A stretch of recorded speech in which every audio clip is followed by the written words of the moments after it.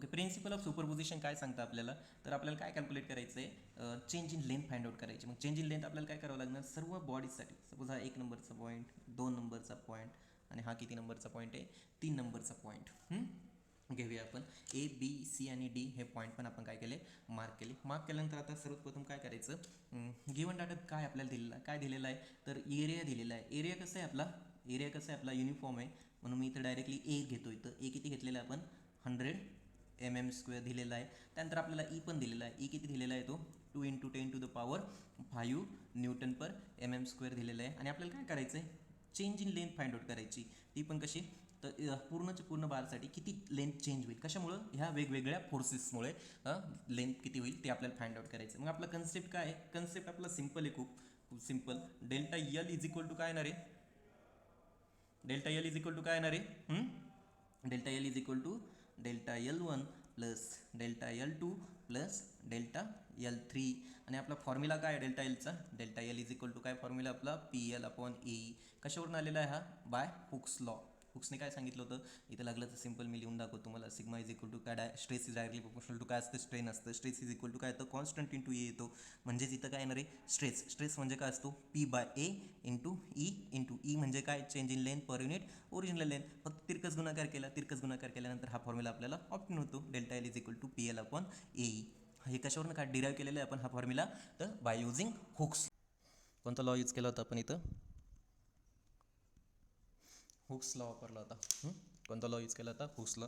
तर आता आपण काय करूया, प्रॉब्लेम सॉल्व करूया. प्रॉब्लेम सॉल्व करण्यासाठी काय करायचं माहिती का, हा पहिला पार्ट, दुसरा पार्ट आणि तिसरा पार्ट याच्या सेपरेट डायग्राम काय करून घ्यायचा, ड्रॉ करून घ्यायचा. म्हणजे सपोज इथं हा पहिला पार्ट आहे, नंतर हा सेकंड पार्ट मी इथं ड्रॉ करतो हा. नंतर हा मी थर्ड पार्ट इथं ड्रॉ करतो हा. कोणता पार्ट घेतला मी, हा फर्स्ट पार्ट, सेकंड पार्ट, आणि मी नंतर हा कोणता पार्ट केला, थर्ड पार्ट ड्रॉ केला. त्याचे डायमेन्शन लागलं तर मी लिहून घेतो, A नंतर इथं किती B नंतर इथं B नंतर इथं C नंतर इथं C आणि D आणि D. त्याच्यानंतर काय करायचं माहिती का, नेहमी या टाईपचे प्रॉब्लेम सॉल्व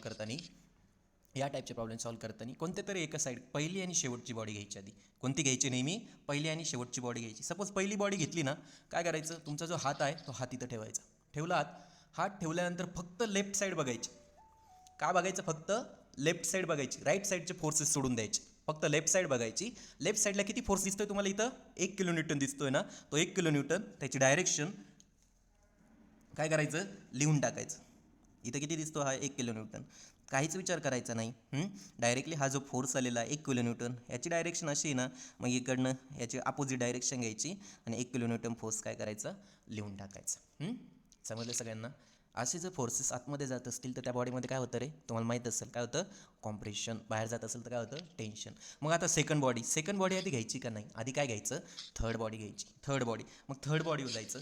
थर्ड बॉडीमध्ये असं हात ठेवायचं, हात ठेवल्यानंतर राईट साईड बघायची फक्त. कोणती साईड बघायची, फक्त राईट साईड. म्हणजे सपोज इथं सेक्शन घेतला तुम्ही, फक्त काय बघायचं, राईट साईड बघायची. राईट साईडला किती फोर्स आहे, हा 2 kN. म्हणून इथं 2 kN काय करायचं, लिहून टाकायचा. 2 kN काय करायचं, लिहून टाकायचा. लिहून टाकल्यानंतर त्याची डायरेक्शन बघायची. डायरेक्शन कुठे आहे, आतमध्ये, म्हणून त्याच्या अपोजिट डायरेक्शन इकडं. हा यार आत आहे ना, मग हा पण इकडचं कसं आहे, आतच येईल. जेवढा फोर्स असतो तेवढा फोर्स काय करायचा, लिहून टाकायचं. म्हणजे इथं पहिला पार्ट आणि दुसरा पार्ट तुम्ही खूप इझिली फाइंड आउट करू शकता. तुमचा फॉर्म्युला काय इथं, सिम्पल आपला फॉर्म्युला काय इथं, डेल्टा एल, म्हणजे इथं delta L1 is equal to काय येणार आहे, P1 L1/A इंटू ई. बरोबर आहे ना. इथं काय येणार आहे, delta L3 is equal to P2 L2/A into E येईल. त्याच्यामुळं इथं तुम्ही हे फाइंड आउट करू शकता इझिली. इथं हे पण फाइंड आउट करू शकता. याचे हाफ मार्क्स तुम्हाला मिळून जातात. याचे 2 मार्क्स, याचे 2 मार्क्स, घेऊन डाटा याचे 2 मार्क्स, 6 मार्क्स न्यूमेरिकल असेल तर. राहिला फक्त मिडलचा पार्टमध्ये फोर्सचं कॅल्क्युलेशन खूप इम्पॉर्टंट आहे. मिडलच्या पार्टमध्ये फोर्सचं कॅल्क्युलेशन कसं करायचं, तर ते तुम्हाला मी सांगतो आता. इथं बघा, इथं हा पार्ट घ्या, कोणती तरी एक साईड घ्यायची. ही C साईड घ्या किंवा B साईड घ्या. मी कोणती साईड घेतो माहिती का आता, ही सेकंड साईड घेतो. इथं हा पॉईंट घेतो मी.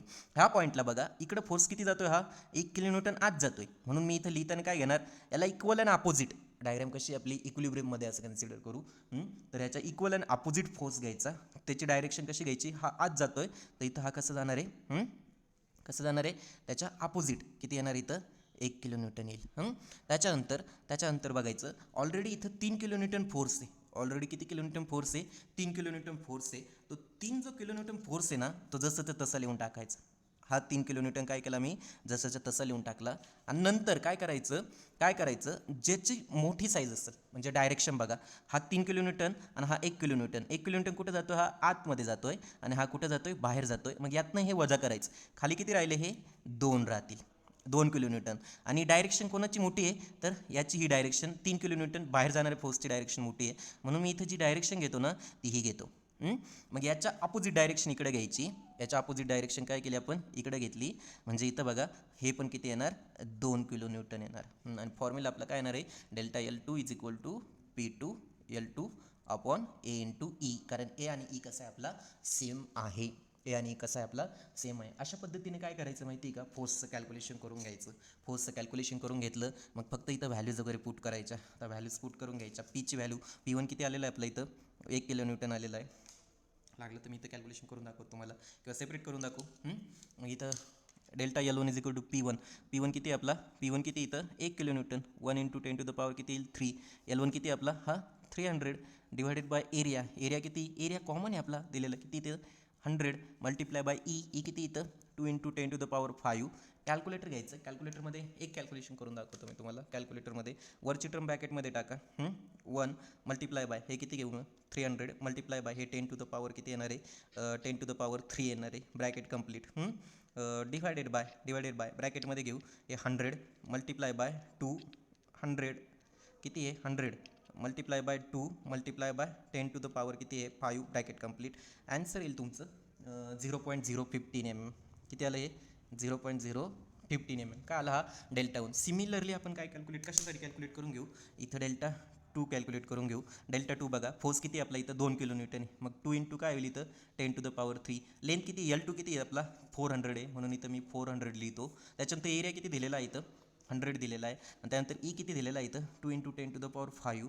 तर आपलं डेल्टा L2चं ॲन्सर जे येतं सिमिलरली तुम्ही कॅल्क्युलेशन परफॉर्म करा. जसं मी आधीचे कॅल्क्युलेशन सांगितले तसं कॅल्क्युलेशन परफॉर्म करा. ॲन्सर येईल 0.04 mm. नंतर काय करायचं माहिती आहे का? आता थर्ड कॅल्क्युलेशन करून घेऊ. इथं delta L3 delta L3 is equal to लागलं तर इथं तुम्ही लेंथ वगैरे लिहू शकता. 300 इथं 400 इथं किती? 600 mm आहे. एरिया तिघांचाही पण कसा इथं सेम आहे. एरिया कसा इथं सेम आहे. तिसरं कॅल्क्युलेशन करताना delta L3 is equal to P किती आपला इथं? 2 किलोन्यूटन. 2 इंटू काय येणार इथं? 10 टू द पॉवर 3 येणार आहे. 2 इंटू काय येणार इथं? 10 टू द पॉवर 3 येणार आहे. मल्टिप्लाय बाय एल किती येतं आपलं इथं? 600 डिवाइड बाय एरिया तर सेम राहणार आहे. 100 into 2 into 10 to the power काय येणार आहे? 5. तर आपला जो डेल्टा L3 येतो ना त्याची जी व्हॅल्यू येते ती व्हॅल्यू किती येते? कॅल्क्युलेशन परफॉर्म केल्यानंतर 0.06 mm येते. 6 mm येते. तर आणखीन एक गोष्ट लक्षात ठेवायची नेहमी. आता आपल्याला काय करायचं आहे? सम फाइंड आउट करायची. Delta L is equal to आता खूप इम्पॉर्टंट टॉपिक मी तुम्हाला सांगतो. आता इथं काय होतं माहिती आहे का? इथं कॉम्प्रेशन होतं. मेंबरचं काय होतं? कॉम्प्रेशन होतं. म्हणून फोर्स आतमध्ये जाणार असेल तर मेंबरचं काय होतं? कॉम्प्रेशन होतं. फोर्स बाहेर जाणार असेल तर टेन्शन होतं. फोर्स आतमध्ये जाणार असेल काय होतं? परत कॉम्प्रेशन होतं. कॉम्प्रेशन म्हणजे लेंथ काय होते? थोडीशी डिक्रीज होते. आणि टेन्शन म्हणजे काय? लेंथ थोडीशी इन्क्रीज होते. आता इथं कॉम्प्रेशन होतं ना, हा फोर्स आतमध्ये जातो म्हणून मी इथं मायनस डेल्टा 1 लिहितो. आता सेकंड पॉईंटमध्ये फोर्स कसा आहे? बाहेर जाणार आहे म्हणून इथं काय लिहितो मी? प्लस डेल्टा 2 लिहितो. थर्ड पॉईंटमध्ये फोर्स कसे आहेत? आतमध्ये जात आहे म्हणून मायनस इथं मी काय लिहितो? डेल्टा L3 लिहितो. मायनस डेल्टा L3 लिहितो आणि फक्त व्हॅल्यूज पुट करून देतो. मायनस किती इथं? 0.015 mm. आता हे किती आलेलं आहे? Plus 0.04 mm. आणि नंतर हे डेल्टा L3 पण काय येणार? मायनस 0.06. आणि फायनल जे ॲन्सर येतं आहे ना ते येतं आहे मायनस 0.035 mm. म्हणजे आपल्याला काय समजतं? तर हे प्रिन्सिपल ऑफ सुपरपोजिशन काय सांगते आपल्याला? तर जेवढे फोर्स आपण ॲक्ट करतो ना ह्या ॲक्ट केलेल्या फोर्सेसमुळे ह्या मेंबरचं काय होतंय? कॉम्प्रेशन होतंय किंवा लेंथ काय होते? लेंथ काय होते? डिक्रीज होते. म्हणून मी इथे लिहितो decrease in the final answer length of the bar किती होते ती? Minus 0.035 mm.